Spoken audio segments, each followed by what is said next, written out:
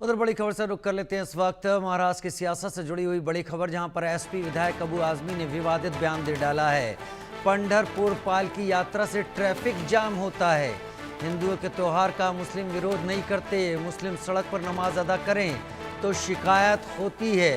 Samajwadi party के विधायक अबू आजमी ने पंढरपुर यात्रा और नमाज को लेकर बयान दिया और उन्होंने कहा है कि सड़क पर नमाज पढ़ने से दिक्कत होती है, लेकिन यात्राओं से, पालकी यात्रा से कोई बात नहीं करता। इससे ट्रैफिक जाम होता है, इससे भी दिक्कत होती है।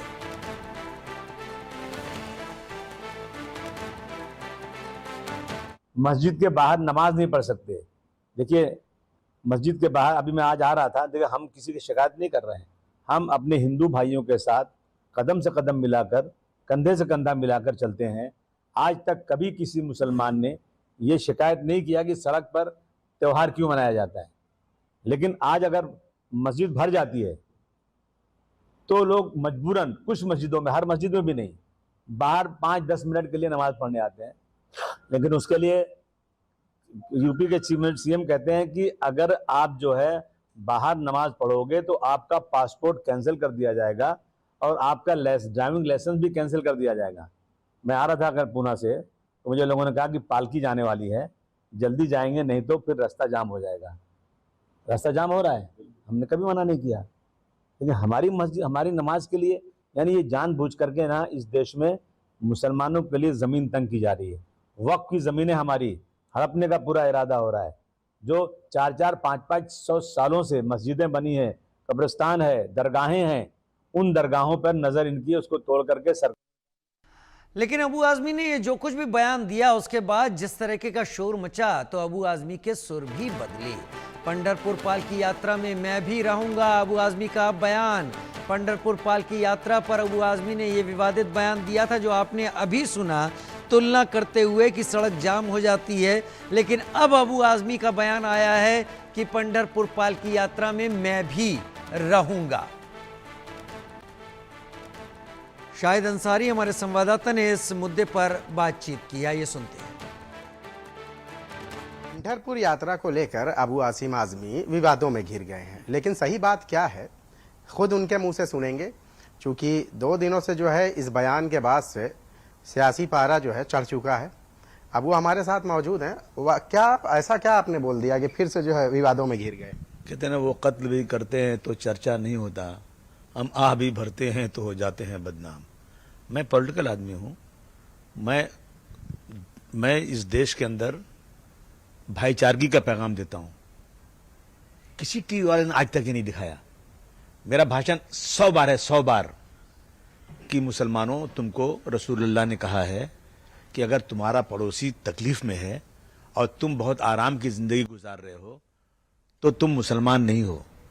मुसलमानों, तुमसे मैं आज एक बार वादा लेना चाहता हूं कि अगर तुम्हारा पड़ोसी रात को वो हिंदू हो और उसको खून की जरूरत पड़े तो तुम कहना सारे हिंदू भाइयों को बाजू रखो, मैं मुसलमान हूं, मैं अपना खून देकर तुम्हें अपनी जान भी दूंगा तुम्हारे लिए, तुमको मैं खून दूंगा, क्योंकि मुझे रसूलुल्लाह ने कहा है कि अगर पड़ोसी के ख्याल नहीं करोगे तो मुसलमान। किसी से डर कर नहीं बोल रहा हूं।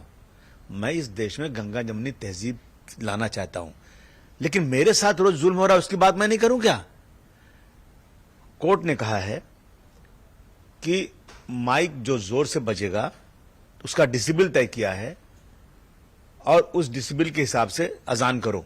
अजान नहीं, सिर्फ नेताओं के भाषण, सारे धर्म के लोगों का जो कार्यक्रम होता है, मतलब सियासी, समाजी और धार्मिक सारी चीजें। सड़कों पे जो लोगों ने इंक्रोच करके रखा है वो भी बंद कर दो। जब त्योहार आए तो हर कारपोरेशन में, हर म्युनिसिपैलिटी में एक वो लगाओ, बोर्ड लगाओ, उनको एजुकेट करो, उसके लिए वो अपना एडवर्टीजमेंट दो। सब छोड़ के कभी कोर्ट ने नहीं कहा कि मस्जिद का स्पीकर उतार दो और बदली कर दो, डिसिप्लिन मेंटेन करो। लेकिन हमारे पीछे पड़ गए हैं और चीजें चले, क्या हो रहा है क्या नहीं हो रहा सब जाने दीजिए, लेकिन मस्जिदों को लाउडस्पीकर उतारे जाना चाहिए। तो अब ये हो, नमाज के बारे में हो रही है। देखिए, 1947 में इस देश की आबादी 30-35 करोड़ थी कुछ, आज 140 करोड़ है आबादी। अब मस्जिदें जो है ना, नई परमिशन भी नहीं मिल रहा है, अब कलेक्टर से परमिशन लो गांव में जाकर के, और बड़ी दिक्कतें हैं आजकल। और नई मस्जिद बन भी नहीं रही, बहुत कम बन रही है।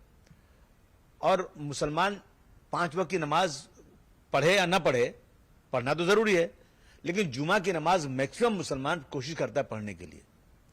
आज जब मस्जिदें छोटी हैं तो नमाज पढ़ने आता है वो, जब मस्जिदें भर जाती हैं तो कहीं कहीं बाहर चादर बिछा देता है। यही नहीं, जो डेवलप्ड कंट्रीज है, अरब कंट्रीज है, जहां बहुत दौलत है, बड़ी बड़ी मस्जिदें, वहां भी लोग जो है बाहर नमाज थोड़ी देर के लिए पढ़ लेते हैं।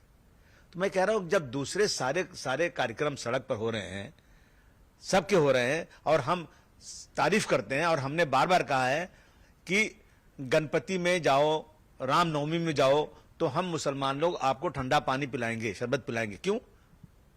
इसलिए कि हम चाहते हैं कि आपसे बाबत भाईचारगी बढ़े, लेकिन हमारी मस्जिद की नमाज भी होने दो। क्या गलत मैंने कहा ये? तो आपने इसकी पृष्ठभूमि में जो है पंढरपुर यात्रा का जिक्र किया है। अरे मुझे नहीं मालूम कौन सी यात्रा थी वो, मैं तो बस इस बारे में अच्छी तरह जानता भी नहीं था कि ये पंढरपुर यात्रा जा रही, क्या जा रही है। किसी ने मुझे बताया तो मैंने ये बोल दिया। और फिर मुझे जब आया, मैं रात को, कल रात को आ रहा था ना मैं, तो मैं 20 किलोमीटर बाकी था पूना, मुझे 2 घंटे लगे क्रॉस करने को, बहुत रश थी। मैं कहने का भाई, मुसलमानों का भी जलसा बहुत सारा सड़कों पर होता है, मुहर्रम का होता है। मैं नहीं कह रहा हूं, मैं मस्जिदों के बारे में कह रहा था कि भाई मस्जिद में नमाज पढ़ना बहुत जरूरी है, और जुमा की नमाज घर में नहीं पढ़ सकते। कोई भी मुसलमान जुमा की नमाज को उसको मस्जिद में ही पढ़ना है। अच्छा, तो आपको पता है इस राज्य में हिंदी बनाम मराठी और हिंदी भाषा, ये पिछले 1 हफ्ते से आपने देखा होगा कि बड़ा घमासान चल रहा है। और कुछ ऐसे लोग हैं जिनका सियासी वजूद तो खत्म हो गया है, लेकिन जब बात उत्तर भारतीय या बिहारियों को लेकर आती है तो वो अपने वजूद को बरकरार रखने के लिए तो फिर से कुछ न कुछ शगुफा छेड़ देते हैं। हिंदी और बनाम मराठी, ये सारी चीजें हो रही, क्या कहना चाहेंगे? नहीं, अभी संविधान में एक और भी वो हो जाना चाहिए कि जो पावरफुल लोग हैं, जिनके पास सत्ता है या जिनके पास मसल पावर है, वो जो चाहे बोले, उनके खिलाफ कुछ नहीं। तो एक अमेंडमेंट कर देना चाहिए आज इसमें अपना कॉन्स्टिट्यूशन में कि माइनॉरिटी को, या जिनके पास मसल पावर नहीं है, जो सत्ता में नहीं है, वो बोल नहीं सकते, वो जुल्म सहते रहें। ये एक अमेंडमेंट कर दो ताकि हमारे जैसे लोग बोलने नहीं पाए आज के बाद से। राज ठाकरे ने राज्य सरकार को निशाना बनाया है हिंदी की तीसरी भाषा अनिवार्य को करने को लेकर, क्या कहेंगे? हमने तो कुछ बोला नहीं, तो हमको राज्य सरकार ही हमारे ऊपर इतना वो कर रही है। और सिर्फ राज्य सरकार जब एक लॉ ला रही है कि तीन लैंग्वेज रहना चाहिए, उसमें हिंदी होना चाहिए, उसके खिलाफ हो रही, तो उनके बारे में राज्य सरकार कुछ बोल नहीं रही, तो मैं क्या कह सकता हूँ? दुनिया देख रही है क्या हो रहा है। आप फेवर में हैं कि हिंदी तीसरी भाषा अनिवार्य की जाए राज्य में? 100% मैं फेवर में हूँ। हिंदी मेरे देश की भाषा है। वो भाषा है जो कश्मीर से कन्याकुमारी तक मैक्सिमम जगहों पर बोली जाती है। अगर महाराष्ट्र में है तो मराठी का मैं सम्मान करता हूं, गुजरात में है तो गुजराती का सम्मान करता हूं। और कानून से देश चलेगा या किसी के मसल पावर से चलेगा? पार्लियामेंट में एक कमेटी है, लैंग्वेज कमेटी बोलते हैं शायद उसको। वो कमेटी का काम है कि देश में जाती है चारों तरफ, और हिंदी को प्रोत्साहन करने के लिए, हिंदी को बढ़ाने के लिए, हिंदी में काम किया जाए, वो काम कर रही है, हिंदी बढ़ा रही है। तो इस देश में अगर तीन लैंग्वेज सरकार ने लाया है, तो अगर सरकार 3 लैंग्वेज नहीं लाती, 2 ही लैंग्वेज लाती, तो फिर इसमें पहले मराठी होती, फिर इंग्लिश होता। क्योंकि इंग्लिश में आज हम लोग तो गुलाम हो गए। हमको अंग्रेजों की जबान का सम्मान करना है। बहुत सारे डेवलप्ड कंट्रीज हैं, अंग्रेजी बोलते नहीं वो लोग, क्योंकि हम गुलाम की जबान नहीं बोलते। लेकिन हम लोग आज भी 75 साल देश के आजाद होने के बाद भी हम आज गुलाम, हम जो है पर दूसरों की जबान बोलते हैं। बहुत बहुत शुक्रिया हमसे बात करने के लिए। तो ये थे विधायक अबू आसिम आजमी, जिन्होंने आपके सामने अपने ख्यालात पेश किए। पंढरपुर यात्रा को लेकर जिस तरह से सियासत गर्म हुई है, उन्होंने स्पष्ट किया है कि बात पंढरपुर यात्रा की नहीं है। हर सियासी, समाजी और दूसरे जितने भी जो है धार्मिक वो हैं, हर एक के लिए उन्होंने एक मिसाल दी थी, जिस मिसाल को जो है लोगों ने गलत तरीके से इस्तेमाल किया है। कैमरामैन विष्णु निर्मले के साथ शाहिद अंसारी, इंडिया न्यूज, मुंबई। पंढरपुर यात्रा को लेकर की गई टिप्पणी पर अबू आसिम आजमी बुरी तरह से फंस गए हैं। आजमी को अब चौतरफा घेरने की कोशिश की जा रही है।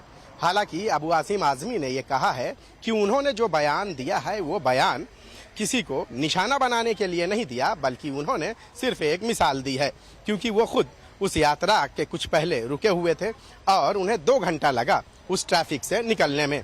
आजमी ने यह भी कहा कि जुमे की नमाज को लेकर जिस तरह से कई राज्यों में सख्तियां बरती जा रही हैं, उसको लेकर किसी को निशाना बनाना कितना सही है। इसी बात को लेकर उन्होंने ये मिसाल दी कि जिस तरह से मुसलमान नमाज अदा करते हैं, बिल्कुल उसी तरह से हिंदू मजहब के लोग भी अपनी पूजा या दूसरे इस तरह की यात्राएं भी करते हैं, जिसकी वजह से सड़कों का इस्तेमाल होता है।